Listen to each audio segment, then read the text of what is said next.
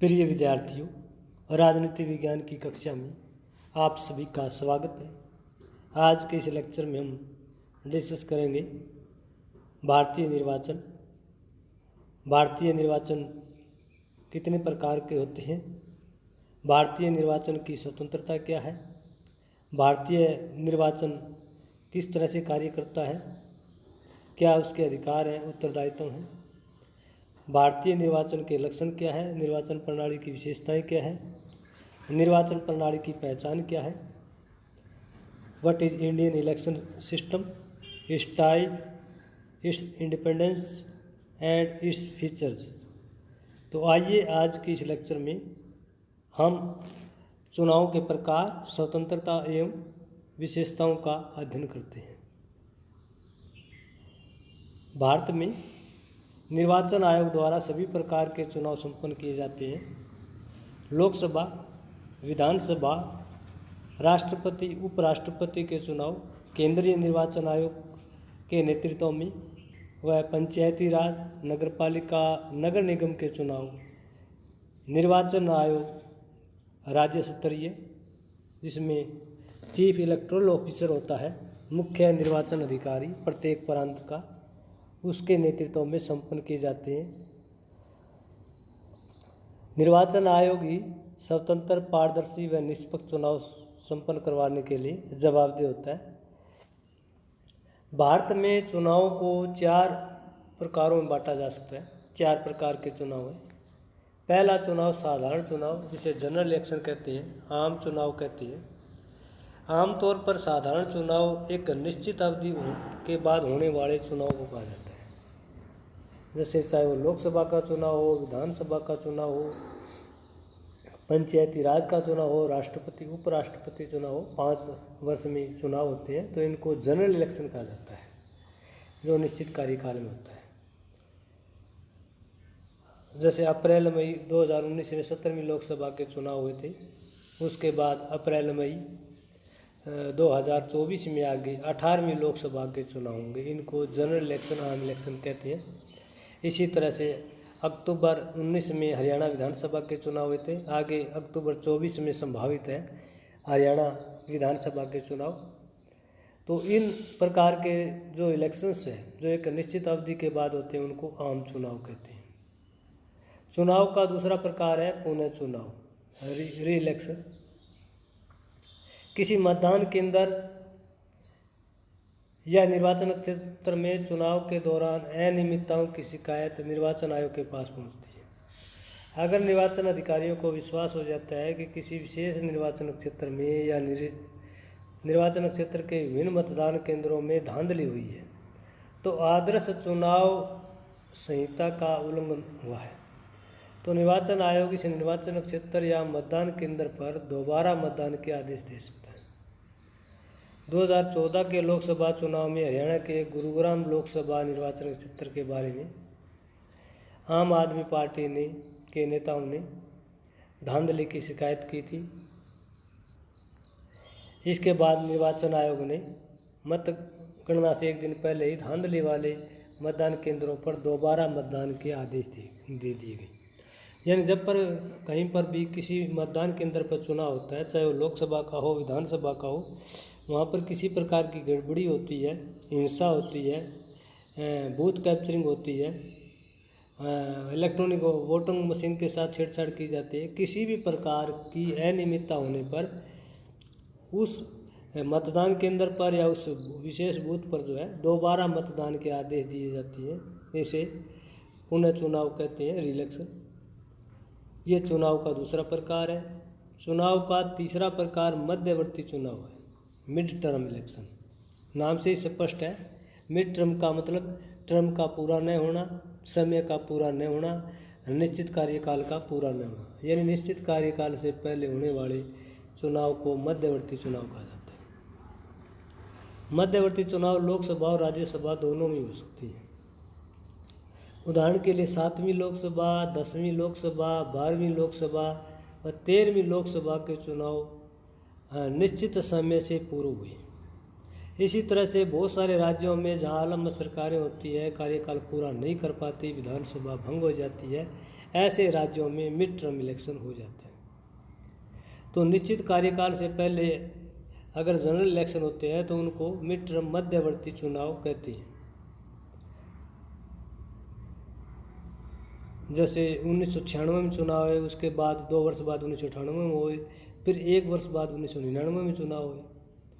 तो ये जो है 5 वर्ष का कार्यकाल पूरा नहीं हुआ, इसलिए इन चुनाव को मध्यवर्ती चुनाव कहा जाता है। इसी तरह लोक राज्य विधानसभाओं में भी इस तरह के जो निश्चित तिथि से पहले जो आम चुनाव होते हैं उनको मध्यवर्ती चुनाव कहते हैं। चौथा प्रकार उपचुनाव का है बाई इलेक्शन का।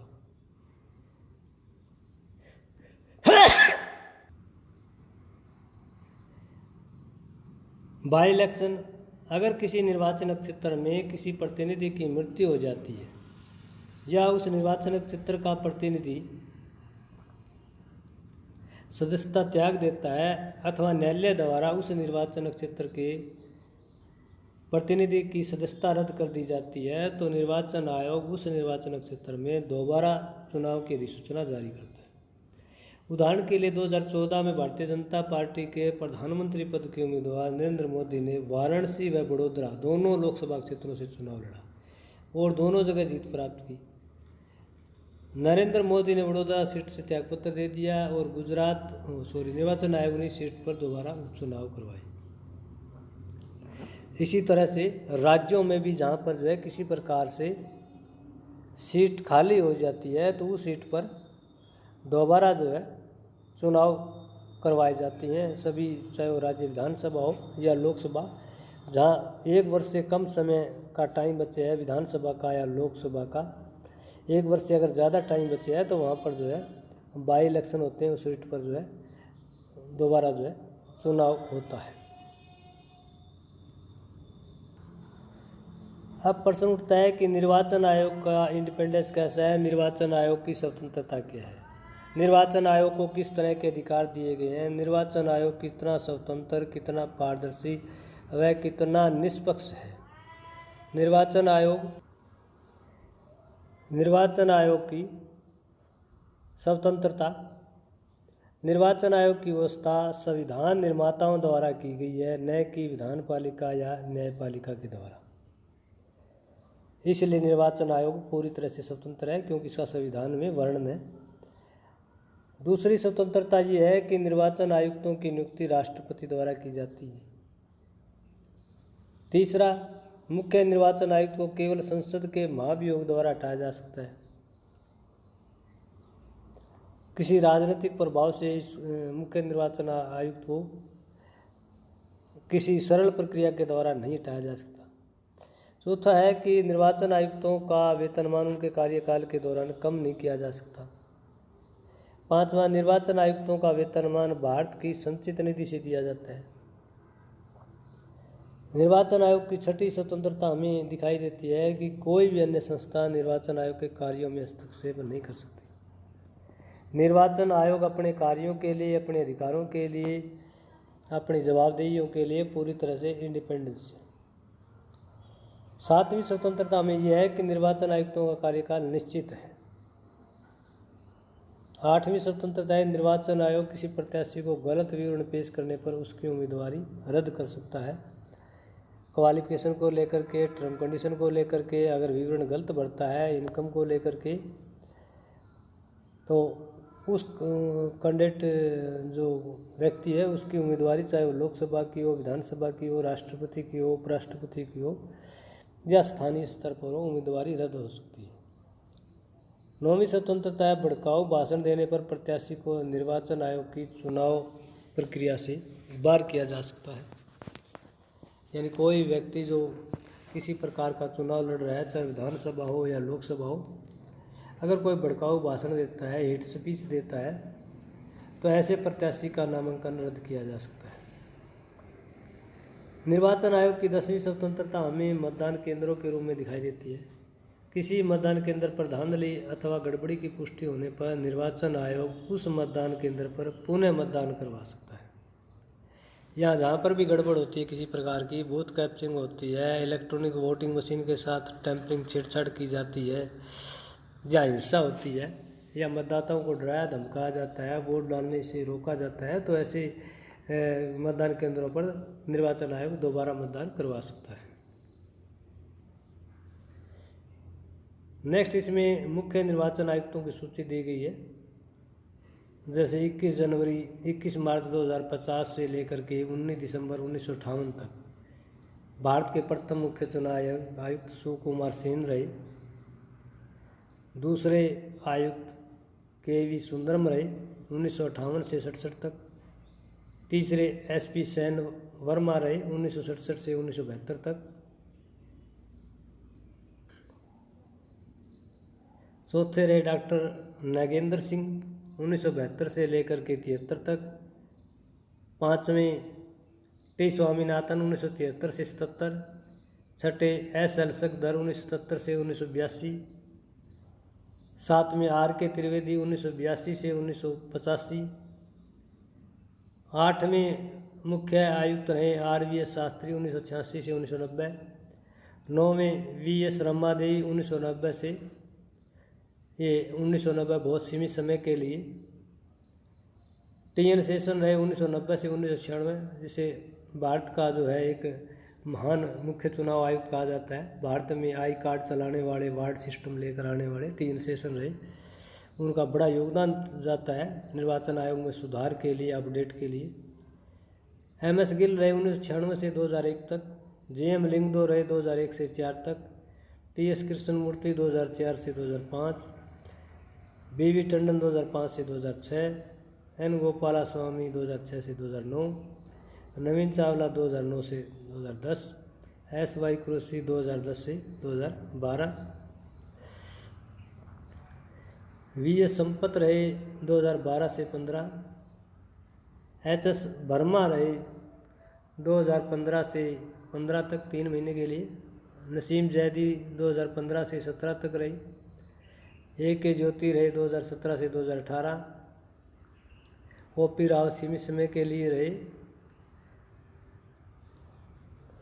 18 से 18 तक। सुनील अरोड़ा 2018 से लेकर के 2021 तक रहे। सुशील चंद्रा 21 से लेकर 22 तक, और 22 से 15 मई 2022 से राजीव कुमार भारत के मुख्य चुनाव आयुक्त रहे। तो ये भारत के मुख्य चुनाव आयुक्त जिनकी संख्या जो है 25 है, जिन्होंने भारत के मुख्य चुनाव आयुक्त के रूप में निर्वाचन आयोग की जिम्मेदारी संभाली। निर्वाचन आयोग को पारदर्शी बनाने के लिए, जवाबदेह बनाने के लिए, चुनाव को स्वतंत्र पारदर्शी बनाने के लिए, लोगों में लोकतांत्रिक तरीके से विश्वास को बनाए रखने के लिए इन मुख्य निर्वाचन आयुक्तों ने भारत की निर्वाचन प्रणाली में काफ़ी सुधार की। अगली टर्म इसमें है कि भारतीय निर्वाचन प्रणाली की विशेषताएं क्या है, लक्षण क्या है। भारतीय निर्वाचन प्रणाली का पहला लक्षण है एकल चुनाव आयोग। निर्वाचन प्रणाली की महत्वपूर्ण विशेषता है कि केंद्र व राज्यों के लिए एक ही निर्वाचन आयोग है। नई दिल्ली स्थित केंद्रीय निर्वाचन आयोग, बाकी देश में जितने भी चीफ इलेक्टोरल ऑफिसर हैं, निर्वाचन विभाग हैं, वो सारे भारतीय निर्वाचन आयोग के अधीन हैं। राज्यों के लिए अलग से कोई निर्वाचन आयोग की व्यवस्था नहीं की गई। पूरे देश में मुख्य चुनाव आयोग समेत 3 सदस्यीय चुनाव आयोग है। राज्यों के मुख्य निर्वाचन अधिकारी ही निर्वाचन आयोग के निर्देशन व नियंत्रण में चुनाव को संपन्न करते हैं। इतने विशाल विविधताओं वाले देश में एक ही निर्वाचन आयोग स्वतंत्र व निष्पक्ष चुनाव करवाने के लिए पूरी तरह से उत्तरदायी है। तो भारतीय निर्वाचन प्रणाली की एक महत्वपूर्ण विशेषता, एक लक्षण, एक ही चुनाव आयोग का होना है पूरे देश के लिए। दूसरी विशेषता है सार्वभौमिक मताधिकार। भारत में 18 वर्ष या इससे अधिक आयु के नागरिकों को मतदान अधिकार दिया गया, जिससे पहले 21 वर्ष था। 1988 में 61वें संविधान संशोधन के द्वारा इसमें परिवर्तन करके मताधिकार की आयु 21 से घटाकर 18 वर्ष की गई। देश की विविधताओं को ध्यान में रखते हुए किसी भी नागरिक को जाति, भाषा, धर्म, नक्षत्र, लिंग इत्यादि के आधार पर मताधिकार से वंचित नहीं किया जा सकता। भारत में 2019 में 17वीं लोकसभा के चुनाव में मतदाताओं की कुल संख्या 90 करोड़ थी, जो कि विश्व के देशों की कुल जनसंख्या से भी ज़्यादा है। यानी भारत विश्व का सबसे बड़ा लोकतांत्रिक देश है और वर्तमान समय में मतदाताओं की संख्या और भी ज़्यादा है। तो विश्व के बड़े लोकतांत्रिक देशों में भारत का नाम आता है और सार्वभौमिक मताधिकार है। किसी प्रकार से जाति, भाषा, धर्म, नक्षत्र के आधार पर भेदभाव नहीं किया गया। तीसरा महत्वपूर्ण करैक्टर है कि इसमें प्रत्यक्ष और अप्रत्यक्ष निर्वाचन। भारतीय निर्वाचन प्रणाली में दोनों ही प्रकार के चुनाव, प्रत्यक्ष चुनाव भी है, अप्रत्यक्ष चुनाव भी है। प्रत्यक्ष चुनाव का मतलब है कि एक वोटर डायरेक्ट जो है प्रत्यक्ष रूप से अपने प्रतिनिधि को चुनता है, और अप्रत्यक्ष चुनाव का मतलब है कि एक व्यक्ति किसी प्रतिनिधि को चुनता है और वो प्रतिनिधि आगे चुन करके उस उम्मीदवार को चुनता है। तो उस वोटर के लिए वो उम्मीदवार जो है अप्रत्यक्ष रूप से चुनाव माना जाता है। लोकसभा, विधानसभा और पंचायती राज संस्थाओं के प्रतिनिधि जनता द्वारा प्रत्यक्ष रूप से चुने जाते हैं। राज्यसभा, राज्य विधानसभा के काफ़ी सदस्य, राष्ट्रपति, उपराष्ट्रपति जनता द्वारा अप्रत्यक्ष रूप से चुने जाते हैं। यानी जो वोटर है वो एमएलए को चुनता है, एमपी को चुनता है, एमएलए एमपी आगे जा कर के राज्यसभा के सदस्यों को, राष्ट्रपति को, उपराष्ट्रपति को, विधान परिषद के सदस्यों को चुनते हैं। तो ये चुनाव अप्रत्यक्ष है। लोकसभा, राज्यसभा, विधान परिषद में कुछ सदस्यों को राष्ट्रपति एवं राज्यपाल मनोनीत करते हैं। विधान परिषद में, लोकसभा और राज्यसभा में राष्ट्रपति और विधान परिषद में राज्यपाल मनोनीत करता है। इंडियन इलेक्शन सिस्टम की एक बड़ी विशेषता है संयुक्त चुनाव प्रणाली। ब्रिटिश भारत में सांप्रदायिक चुनाव प्रणाली की जगह थी। सांप्रदायिक चुनाव प्रणाली का मतलब है कि धर्म के आधार पर चुनाव को संपन्न करवाना। जैसे कि हिंदू हिंदू को चुने, मुस्लिम मुस्लिम को चुने, सिख सिख को चुने, ईसाई ईसाई को चुने।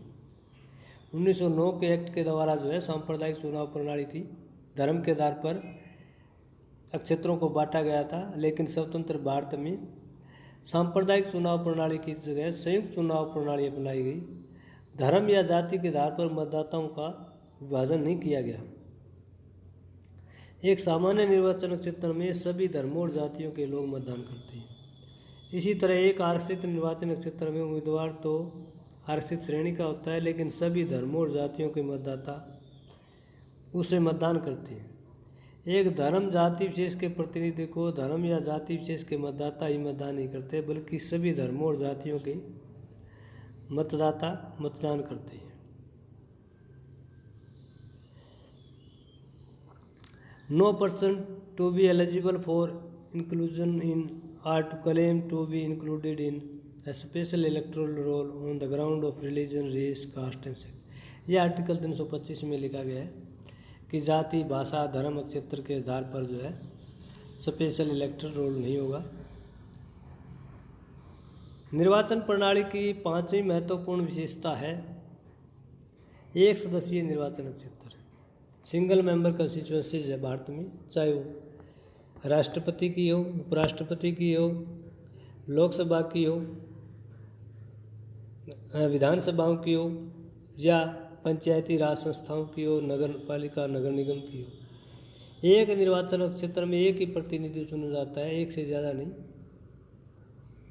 तो निर्वाचन जो क्षेत्र है वो एक सदस्य उसे कहते हैं जिस निर्वाचन क्षेत्र में उम्मीदवार कितने ही बन सकते हैं, लेकिन विजय जो है एक की होती है, जीत एक की होती है। उदाहरण के लिए हरियाणा में लोकसभा की 10 सीटें हैं, तो इन 10 लोकसभा निर्वाचन क्षेत्रों में बांट दिया गया है।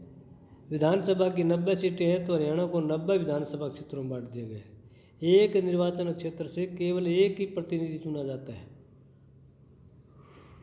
चाहे लोकसभा का हो निर्वाचन क्षेत्र हो, या विधानसभा का हो, या ग्राम पंचायत का हो, या नगर निगम, नगर पालिका का निर्वाचन क्षेत्र। तो निर्वाचन प्रणाली की एक बड़ी विशेषता एक सदस्यीय निर्वाचन क्षेत्र का होना है। निर्वाचन प्रणाली की एक अन्य विशेषता सीक्रेट वोटिंग है। यानी भारतीय निर्वाचन प्रणाली में मतदाता को गुप्त मतदान करने का अधिकार है। खुली मतदान प्रणाली को भारत में नहीं अपनाया गया है, क्योंकि देश की विविधताओं को ध्यान में रखते हुए मतदाताओं के बीच किसी प्रकार का वैमनस्य न हो, इसलिए गुप्त मतदान को अपनाया गया है। गुप्त मतदान का मतलब है कि जब एक वो मतदाता मतदान करता है तो उसके पास या आसपास जो भी पोलिंग अधिकारी कर्मचारी एजेंट है उनको पता नहीं लगता कि मतदाता ने किस पॉलिटिकल पार्टी या किस कैंडिडेट विशेष को मतदान किया है। इसको गुप्त मतदान कहते हैं। खुले में वोट नहीं दिया जाता जिससे सभी को पता चल सके कि मतदाता ने किस विशेष प्रतिनिधि किस विशेष पॉलिटिकल पार्टी या उम्मीदवार को मतदान किया है। निर्वाचन प्रणाली की एक विशेषता स्थानों के आरक्षण की है।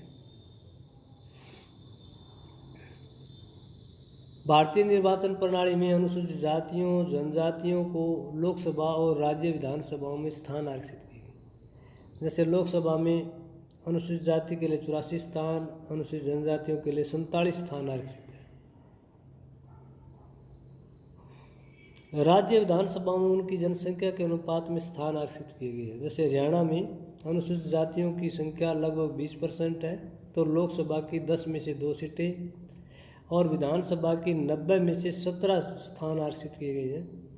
हरियाणा में अनुसूचित जनजातियों यानी एसटी की संख्या ना के बराबर है, इसलिए एसटी को कोई आरक्षण नहीं दिया गया। तो स्थानों का आरक्षण जो है वो जनसंख्या के आधार पर है और ये निर्वाचन प्रणाली की एक बड़ी विशेषता है। चुनाव आचार संहिता भी निर्वाचन प्रणाली की एक महत्वपूर्ण विशेषता है। चुनाव के दौरान आचार संहिता का निर्माण किया जाता है। कोई भी राजनीतिक दल एवं निर्दलीय उम्मीदवार चुनाव के दौरान आचार संहिता का उल्लंघन नहीं कर सकता। अगर कोई राजनीतिक दल ऐसा करता है तो उसे निर्वाचन आयोग की कार्रवाई का सामना करना पड़ता है। निर्दलीय आचार संहिता का उल्लंघन करता है कोई भी उम्मीदवार तो निर्वाचन आयोग उस उम्मीदवार की उम्मीदवारी को रद्द घोषित कर सकता है। भारतीय निर्वाचन प्रणाली की एक विशेषता मतदान के लिए नोटा विकल्प है। नोटा का मतलब इंग्लिश के जो capital letter NOTA none of the above, यानी एक मशीन में जो 16 नाम होते हैं EVM में, उन 16 नामों में अगर आपको ये लगता है कोई भी उम्मीदवार चुने जाने के योग्य नहीं है, कोई उम्मीदवार कर्मठ नहीं है, ईमानदार नहीं है, योग्य नहीं है, तो उस में हम जो है एक नोटा विकल्प होता है लास्ट में, उस नोटा विकल्प पर बटन दबा सकते हैं। नवंबर-दिसंबर 2013 में हुए 5 राज्यों के विधानसभा चुनाव में निर्वाचन आयोग ने मतदान के लिए नन ऑफ द अबव या नोटा विकल्प वो सेलेक्ट किया। नन ऑफ द अबव का मतलब इनमें से कोई कैंडिडेट उपयुक्त नहीं है, उस पर बटन दबा सकता है एक वोटर। दिल्ली विधानसभा चुनाव में नोटा विकल्प चुनने वाले मतदाताओं की संख्या बाकी 4 राज्यों के नोटा विकल्प चुनने वाले मतदाताओं से काफ़ी अधिक रही। नोटा विकल्प के माध्यम से यह पता चलता है कि मतदाता कितना जागरूक है और किसी लोकसभा या विधानसभा निर्वाचन क्षेत्र में कोई उम्मीदवार सांसद विधायक चुने जाने के योग्य है या नहीं। 2014 और 2019 के लोकसभा चुनाव में भी लगातार नोटा का प्रतिशत बढ़ा है। हालांकि अभी तक ये क्लियर नहीं हो पाया है कि नोटा को एक उम्मीदवार मान लिया गया है कि जितने वाले उम्मीदवार से अगर नोटा के वोट ज़्यादा आ गए तो क्या उम्मीदवार नोटा को जिताया जाएगा, इसको लेकर के अभी क्लियरेंस नहीं है। हालांकि एक विकल्प दे दिया गया है कि जो वोटर समझदार है और जिसको ये लगता है कि एक EVM में जितने नाम हैं उनमें से कोई भी उम्मीदवार जो है चुने जाने के योग्य नहीं है तो नोटा को बटन दबा सकता है। भारतीय चुनाव प्रणाली की एक विशेषता EVM का प्रयोग है।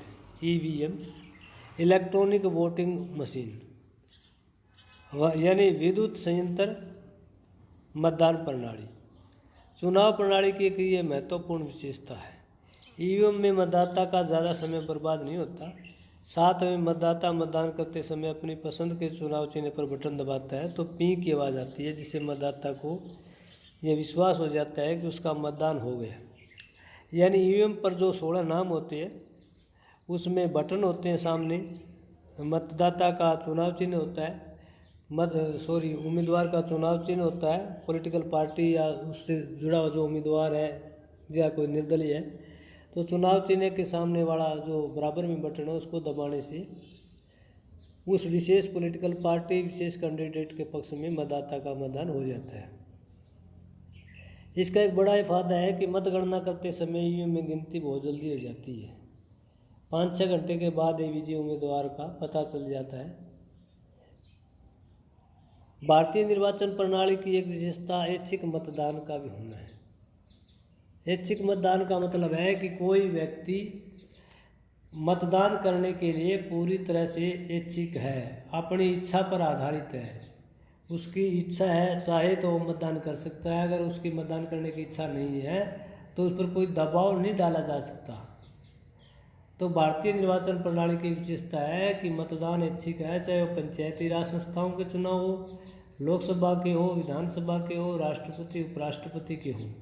कोई मतदाता उसकी इच्छा हो तो वो वोट डाल सकता है, अगर इच्छा नहीं है तो वोट न डालने पर उसे कोई जुर्माना नहीं लगाया जाता, न ही किसी अधिकार का हनन किया जाता। यह मतदाता पर निर्भर है कि वह मतदान करे या न करे। सरकार या अन्य किसी संस्था या व्यक्ति द्वारा उस पर चुनाव में मतदान करने के लिए बाध्य नहीं किया जा सकता, और न ही चुनाव में मतदान करने पर दैनिक वेतन या दैनिक वेतन की कटौती की जाती या किसी प्रकार का पुरस्कार के रूप में उसको सम्मानित किया जाता। तो भारत में भारतीय निर्वाचन प्रणाली की एक बड़ी विशेषता है मतदान का ऐच्छिक होना। मतदान अनिवार्य नहीं है, चाहे किसी भी सत्र का मतदान हो। ये वोटर पर डिपेंड है कि वो वोटिंग करने जाता है या नहीं। तो आज का ये हमारा लेक्चर था कि मतदान से संबंधित इलेक्शन सिस्टम भारत में किस प्रकार का है, इलेक्शन सिस्टम कितने प्रकार के होते हैं, इलेक्शन सिस्टम की स्वतंत्रता क्या है, स्वायत्तता क्या है, अधिकार क्या है, जवाबदेही क्या है, निष्पक्षता क्या है, पारदर्शिता क्या है, इलेक्टोरल सिस्टम की विशेषताएं क्या है, लक्षण क्या है, पहचान क्या है। तो निर्वाचन पद्धति से संबंधित आज का ये वीडियो लेक्चर आपको कैसा लगा कमेंट करके ज़रूर बताइएगा। अगर ये लेक्चर आपको पसंद आता है तो इसको लाइक कीजिए, अपने मित्रों के साथ शेयर कीजिए और मेरे इस यूट्यूब चैनल को सब्सक्राइब करना न भूलिए, ताकि आने वाली हर नई और इंटरेस्टिंग वीडियो आप तक आसानी से पहुंच सके। धन्यवाद।